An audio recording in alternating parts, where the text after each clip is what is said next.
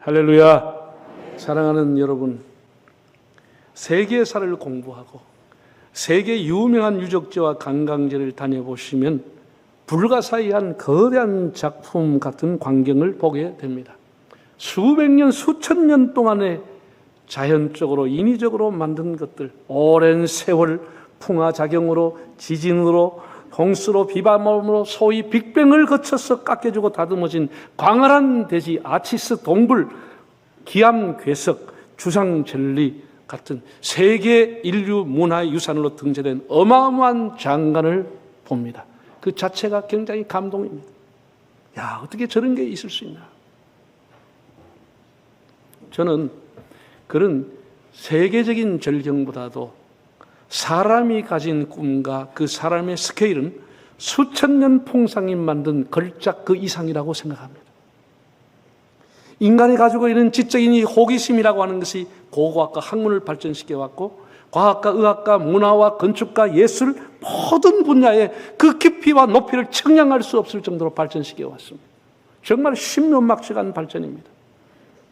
사람이 당연히 큰 꿈을 가져야 되고 계획을 해야 되죠. 그 꿈마저, 인생의 설계마저 없다고 하면 그 인생을 허무하게 되는 겁니다. 그런데 확실한 것은 인생은 절대로 꿈대로 되지 않습니다. 이걸 깨달아야 됩니다. 인생은 자기 꿈대로 계획대로 되지 않습니다.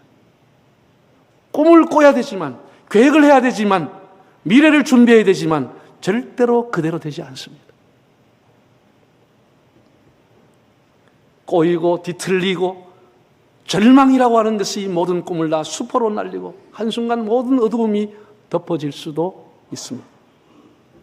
그래서 지혜의 왕 솔로몬 같은 사람은 이렇게 말했습니다.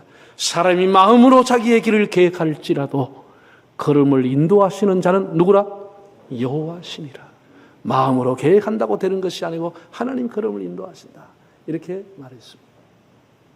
사도 바울 같은 이도 하나님을 사랑하는 자, 곧 그 뜻대로 부르심을 입은 자들에게는 모든 것이 합력해서 선을 이룬다. 낙심하지 말고 반드시 하나님이 선을 이루어 주신다고 하는 것을 우리에게 가르쳐 주었습니다. 여러분이 50년을 사셨는지 70을 살았는지 90을 살았는지 여러분의 삶을 한번 해고해 보세요. 여러분의 계획대로, 여러분의 꿈대로 된 게 뭐가 있는지.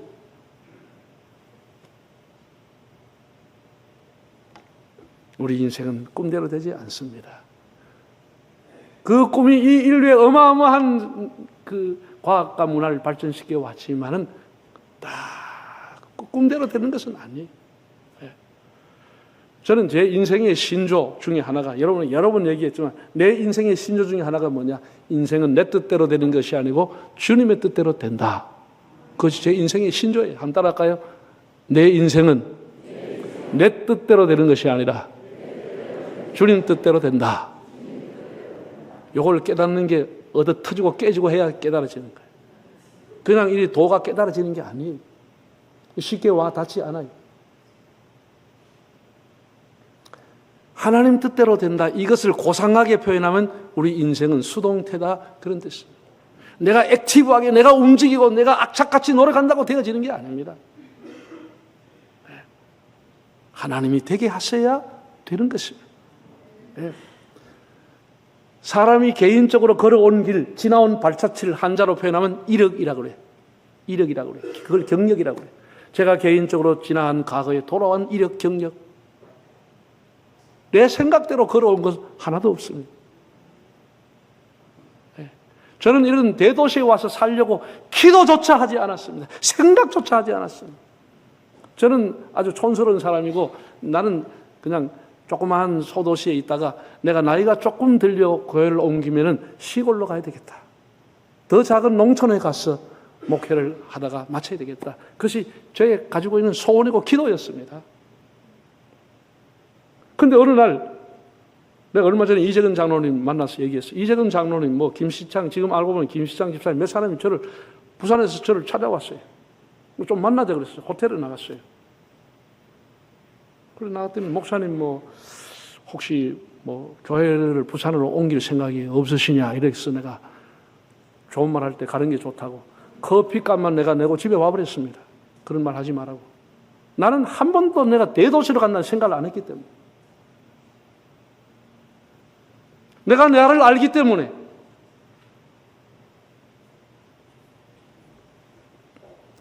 그게 내 뜻대로 되는 게 아니더라고. 온 교인들이 울고불고 난리가 나버렸습니다. 근데 내 마음은 냉정하게 교회를 떠나야 되겠다는 결론에 결국은 이르게 된 것입니다. 한 달, 두 달 만에. 그게 내가 하고 싶다고 되는 게 아니에요. 저를 부르시고 저를 이끌어 가시는 하나님의 손길이 이 세상의 풍상 속에서 저를 다듬어 가시고 이끌어 가시는 것을 느끼게 되는 것입니다. 그럼 저만 그렇습니까? 우리 예수 믿는 사람 모든 사람들은 한 사람 한 사람을 하나님이 그렇게 지금도 이끌어가고 계시는 것입니다. 그래서 우리 인생은 내 뜻대로 되는 것이 아니고 수동태 하나님의 뜻대로 흘러가고 우리는 그냥 따라가는 것입니다. 한번 따라합시다. 우리는 수동태 인생입니다. 여러분, 사람이 태어난가 한번 생각해 보세요.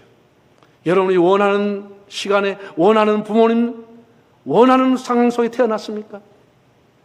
단 한 사람도 그렇게 태어난 사람 없습니다.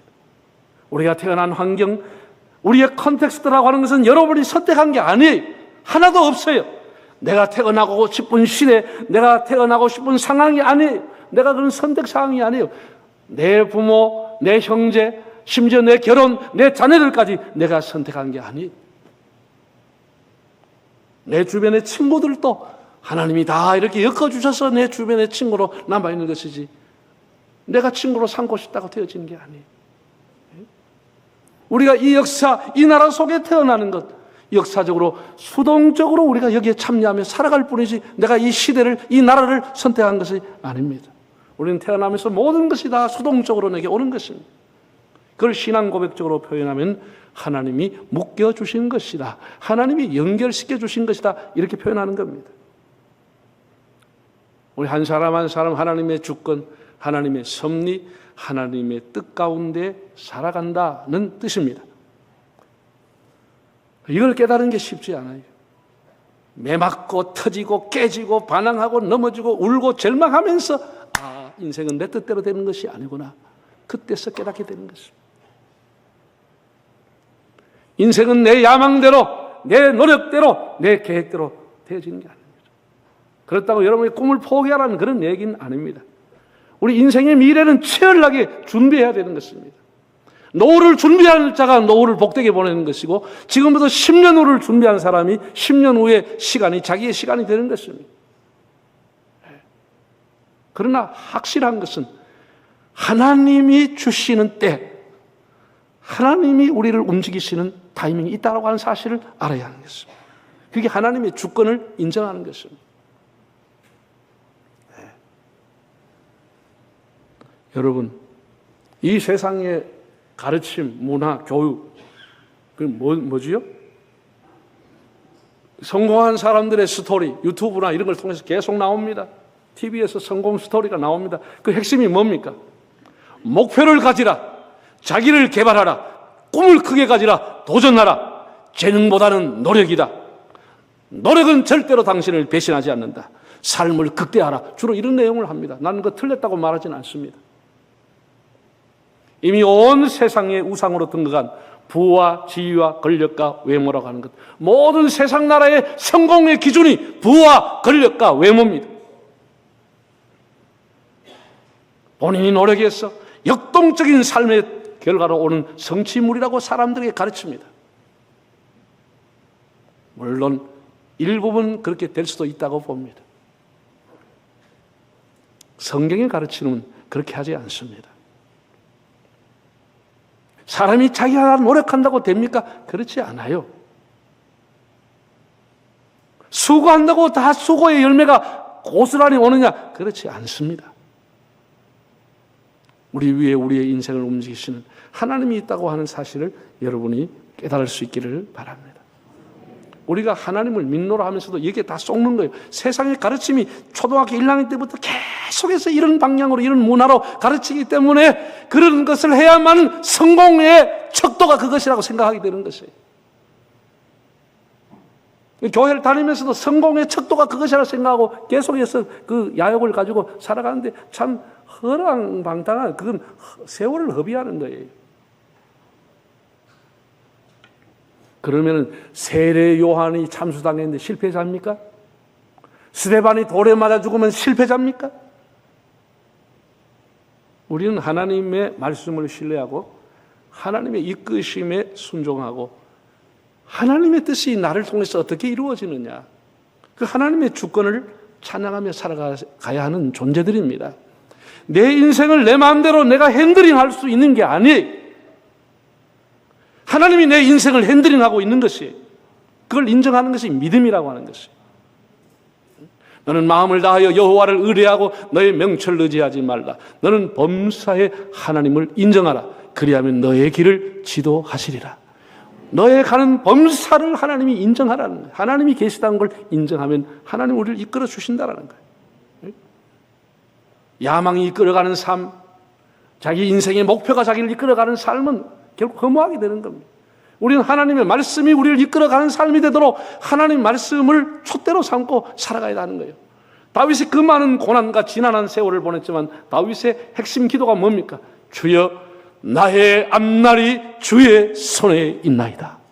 이게 다윗의 핵심 기도입니다.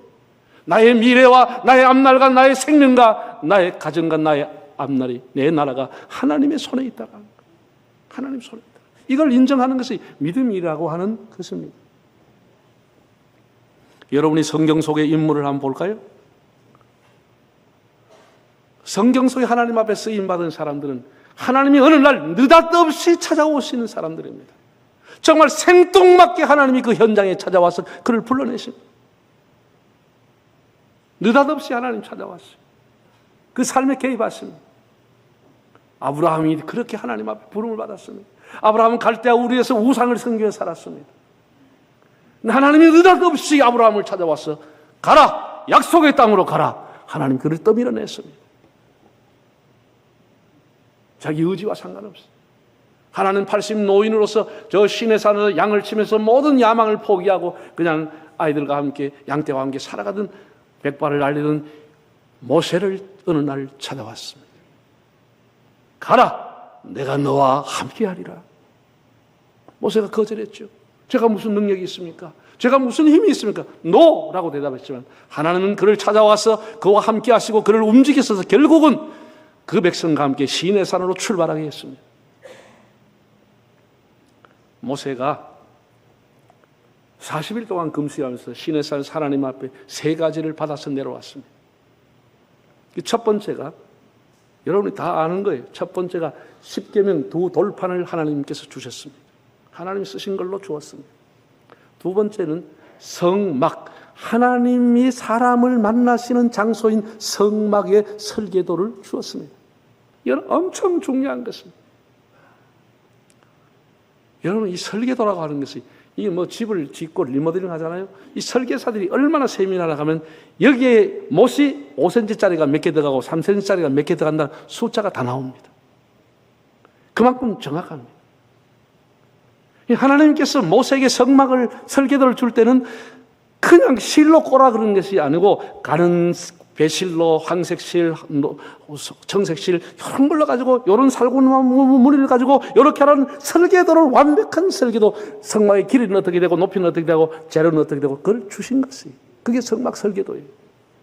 그리고 세 번째 모세가 받은 것은 레위기서를 받게 됩니다. 그래서 레위기서가 굉장히 중요한 겁니다.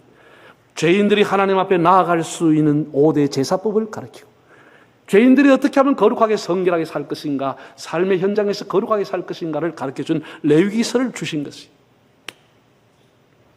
자, 이 중에서 이제 성막에 대한 얘기입니다. 여러분, 성막이라고 하는 것은 사람은 하나님을 만날 수가 없습니다.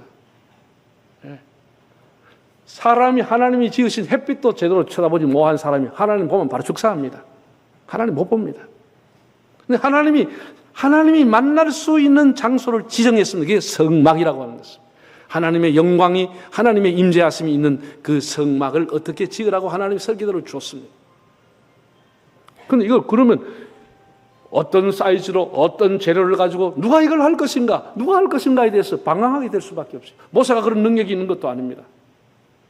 하나님께서 그걸 주시기만 한 것이 아니고 일할 수 있는 사람을 하나님이 특정해서 지명해서 불렀습니다. 그에게 능력이 없었지만 그에게 능력과 지혜와 총명과 기술을 주셔서 할 수 있다. 해라. 하나님이 하게 하시고 되게 하시기 위해서 불러주신 거예요. 그게 35장 출애굽기에 성막 지는 내용이 기술자의 이름이 나와 있습니다. 한번 볼까요? 35장. 모세가 이스라엘 자손에게 이르되 볼지어다. 여호와께서 유다 지파 훌의 손자요 우리 아들인 부사레를 지명하여 부르시고 하나님의 영을 그에게 충만하게 하여 지혜와 총명과 지식으로 여러 가지 일을 하게 하시되 금과 은과 노수로 제작하는 기술을 고안하게 하시며 보석을 깎아 물리며 나무를 새기는 여러 가지 정교한 일을 하게 하셨고 또 그와 단 지파 아히사막의 아들 오할리압을 감동시키사 가르치게 하시며 지혜로운 마음을 그들에게 충만하게 하사 여러 가지 일을 하게 하시되 조각하는 일, 세공하는 일, 청색, 자색, 홍색 실과 가는 배실로 수놓는 일, 짜는 일, 그 외 여러 가지 일을 하게 하시고 정교한 일을 고안하게 하셨느니라. 하나님께서 당신의 성막을 짓는 사람을 지명해서 불렀습니다. 그 사람이 훌의 손자인 부사레를 총감독자로 세웠다는 것. 훌이라고 하는 사람이 누구죠? 아말렉 전쟁할 때 모세가 손을 들면 이기고 손을 내리면 피곤하면 졌습니다. 그 아론과 훌이라고 하는 두 사람이 모세의 손을 들게 함으로써 이스라엘이 승리했다고 기록되어 있습니다. 미드라시에 의하면 이 훌이라고 하는 사람이 아론이 금송아지를 만들 때 극렬하게 반대하다가 회중들이 던진 돌에 맞아 죽었습니다. 순교자가 됐습니다. 하나님께서 그 선교자의 피를 잊지 아니하시고 훌의 손자인 부사레를 불러서 성막을 짓는 총감독자로 세웠다는 사실입니다.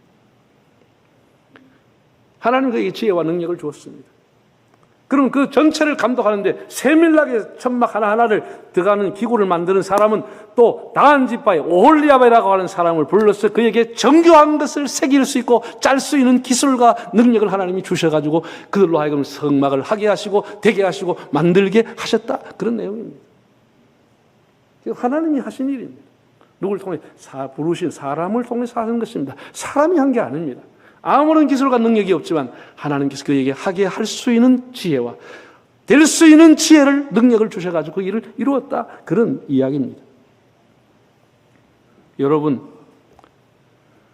해외에 나가 있는 선교사님들 학교를 세우고 병원을 크게 하고 뭐 교회를 세우고 어마어마한 선교 현장들을 보면은 그 선교사들이요, 야 정말 훌륭하다 대단하다 그러면 다 사용합니다.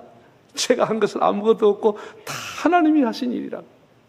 하나님이 제가 빈손으로 이 나라에 왔지만 하나님이 사람을 붙여주시고 고국에서 사람들이 물건을 보내주고 다 물품을 지원해서 이렇게 한 것이 제가 한 거 아무것도 없습니다. 하나님이 하게 하셨습니다. 그게 거칠입니까? 말로 하는 인사입니까? 대형교회를 이뤘던 사람들, 나는 큰 기업을 하는 사람들 만나봤습니다. 많이 만나봤는데 예수 믿는 기업가들을 한결같이 하나님이 하셨다고 고백합니다. 한결같이. 자수성가라는 말 하는 사람 한 사람도 못 봤습니다.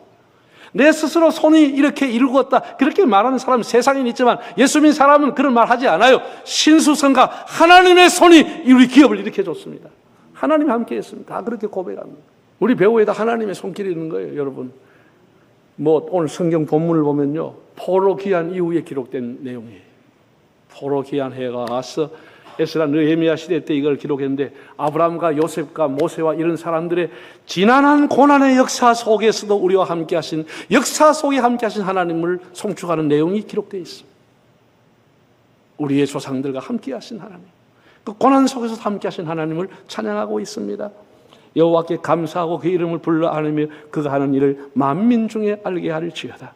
그의 거룩한 이름을 자랑하라. 그의 기이한 일을 말할지어다. 말하다고 하는 것을 동사로 시아흐라고 하는 단어인데 선포하다, 숙고하다, 묵상하다 그런 뜻입니다. 하나님이 우리 역사 속에서 하신 일들을 묵상해 보라 그런 뜻입니다. 특별히 오늘 본문은 제가 짧게 선택을 했습니다. 다 설교하고 싶은데 시간이 짧으니까 이 본문은 요셉에 관한 일을 특정해 놓았습니다. 요셉에 관한 것. 네, 한번 16절, 19절 읽어보실까요? 그가라고 하는 것은 하나님이 하신 하나님이 애굽 땅에 그 땅에 기근이 들게 하사 그들이 의지하고 있는 양식을 다 끊으셨다. 그 당시에 양식이 없으면 뭘 먹고 살겠습니까? 하나님이 다 이렇게 기근을 들게 했다는 거예요. 그 기근을 들기 전에 17절에 그가 하나님이 한 사람을 앞서서 보내셨는데 그 사람이 요셉인데 요셉이 어떻게 가요? 지발로 가요? 종으로 팔려갔다는 거예요. 전부가 다 수동적입니다. 적극적으로 가지 않아요. 종으로 팔려서 이끌려가는 거예요. 이끌려가는 거죠. 18절 그의 발은 착고를 차고 그의 몸은 쇠사슬에 그의 몸은 그 밑에 번역을 보면 영이라고 한 말, 혼이라고 한 말로도 해석할 수 있다. 그의 영과 혼이 다 쇠사슬에 매였으나 19절 여호와의 말씀이 응할 때까지라 그의 말씀이 그를 단련하였도다. 여러분 창세기에는 이런 말씀이 나오지 않아요. 그래서 사람들이 설교할 때 뭐라 그래요? 요셉이 꿈을 꿔가지고 위대한 꿈쟁이가 인생을 바꿨다 이렇게 얘기할 수도 있겠다고 생각합니다. 그런데 요셉에 관한 후손들이 해설해 놓은 것을 보면 그 감옥에서 하나님의 말씀이 그 사람을 단련시켰다 이렇게 나와 있습니다. 하나님의 말씀이 타이밍이 올 때까지 말씀이 그의 요셉의 인생을 훈련시켜 왔다는 거예요. 한 사람을 하나님이 보냈습니다. 기근이 오기 전에. 팔렸습니다. 몸이 착고에 갇혔습니다. 말씀이 응할 때까지 단련하고 훈련을 받았습니다. 그리고 드디어 왕이 꿈을 꾸면서 사람을 보내어 그에게 자유를 주고 석방을 줬다라는 거예요. 그래서 그 온 집의 주관자로 삼고 모든 관리를 맡겼다. 총리를 삼았다. 그리고 자기의 문무백관들을 요셉으로 하여금 가르치게 그 장로들을 교훈하며 가르치는 그런 지위까지 주었다고 했습니다. 여러분 성경에 나오는 사람들 중에 요셉만큼 롤러코스터를 탄 사람은 없습니다. 너무나 기복이 심한 삶을 살았지만 그것도 다 하나님 뜻이었습니다. 그가 무슨 비전의 사람이어서 총리가 된 게 아닙니다. 그가 무슨 의지의 사람이어서 30대 인생 역전이었던 아이콘이 아닙니다. 그가 무슨 능력이 있고 자격이 있어서 운이 좋아서 꿈과 하나 해몽해서 인생의 대박을 터뜨린 사람이 아닙니다. 하나님은 철저하게 그를 말씀을 훈련했고 그는 하나님의 말씀 앞에 수동적인 자세로 그 말씀에 응답하며 하나님 앞에 살았습니다. 하나님이 다 그렇게 하신 것입니다.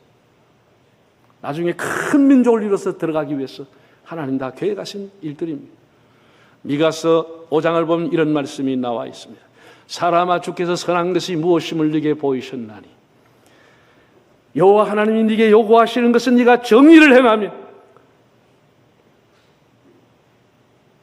인자를 사랑하며 하나님과 동행하는 것, 겸손히 하나님과 동행하는 것이 아니겠느냐. 우리가 이 땅에 살면서 하나님 앞에 정의롭게 살려고 하나님과 겸손하게 동행하며 살려고 힘쓰는 자세가 필요한 것입니다. 하나님 이런 것을 보고 있는 것입니다. 여러분 유명한 발명망이었던 토마스 에디슨이라고 하는 것이 1000개 이상의 특허품을 만든 사람, 발명한 사람이에요. 그 에디슨이 남긴 유명한 말들이 있어요. 그 중에 또 유명한 말이 뭐죠? 천재는 1%의 영감과 99%의 노력으로 이루어진다. 그런 말을 했습니다. 나만 알고 있나? 다 들어는 보셨겠죠? 우리는 그래서 학교 선생님들이 과거 이 내용의 원뜻을 모르고 자서전에 이 사람이 다 써놨는데 그런 것을 모르고 참 학생들에게 99% 노력을 강요했습니다. 진짜 에디슨이 하고 싶었던 것은 1%의 영감에 방점을 두었습니다. 자기가 필라멘트를 전구를 만드는데 1000번이나 실패해도 한 번 딱 영감을 줘서 그 한 번이 1000번의 실패를 만회했다는 것이죠. 하나님이 주시는 영감, 하나님이 터치 않고 한순간에 인생이 바뀌어지는 것입니다. 사람이 99% 노력으로 다 되는 게 아닙니다. 1%가 모자라면 완성도가 떨어지는 것입니다. 그럼 제품이 못 되는 것입니다. 1%의 영감을 주시는 것이 하나님이신 것입니다. 하나님이 그를 이끌어 가시는 것입니다. 우리의 가는 길은 오직 하나님만이 알고 있습니다. 하나님이 나를 단련하신 후에는 어떻게 정금같이 나온다고 욥은 고백을 했습니다. 여러분 나중에 집에 가서 이 본문을 더 묵상해 보십시오. 하나님이 얼마나 요셉을 이끌어 가셨는지를, 하나님이 얼마나 치밀하게 요셉을 이끌어 가시고 요셉이 하나님 앞에 말씀의 훈련을 받았는지를 알게 됩니다. 하나님이 다 하게 하시고 하나님 되게 하신 것입니다. 사랑하는 형제자매 여러분, 지금 여러분의 상황이 힘듭니까? 오늘만 현재만 자기에게 능력이 없다 그렇게만 생각합니까? 하나님 물론 뺑뺑뺑뺑 돌리기도 합니다. 확실한 것은 인생은 내 뜻대로 되지 않고 어떻게 해요? 하나님 뜻대로 되는 것입니다. 우리가 그 하나님의 주권을 인정하고 살아가는 것이 믿음 생활인 것입니다. 여러분 성경을 보세요. 아담을 하나님이 천지를 다 만드시고 마지막에 아담을 만들었습니다. 그리고 그 아담을 에덴 동산을 이끌어 가셨다는 거예요. 하나님이 이끌어 가시는 것입니다. 에덴 동산을. 하나님이 아브라함을 이끌어서 갈대아 우에서 가나안 땅으로 데리고 오는 것입니다. 신명기 8장 14절에 보면 이런 말씀이 있습니다. 나 여호와는 너를 애굽 땅 종되었던 집에서 이끌어낸 여호와니라. 하나님이 이끌어 주신 것입니다. 어느 개개인의 능력이 아닌 것입니다. 예수님 역시 동일하게 말씀했습니다. 요한복음 6장 44절에 보면 아버지께서 내게 이끌어 주지 않으면 너희가 내게 올 자가 없다고 했습니다. 하나님이 이끌어 주심의 은혜로 우리가 오늘도 하나님 앞에 나와 예배드리게 되는 것입니다. 성령이 이끌어 주실 때 성령에 매인 사람이 세계를 다니면서 복음을 증거하게 되는 것입니다. 우리의 의지와 우리의 능력이 아닌 것입니다. 우리가 주님과 함께 생명의 길을 가고 있습니다. 진리의 길을 가고 있습니다. 우리가 늘 주님의 주권을 인정하고 하나님 앞에 쓰임받는 여러분의 삶이 되시기를 바랍니다.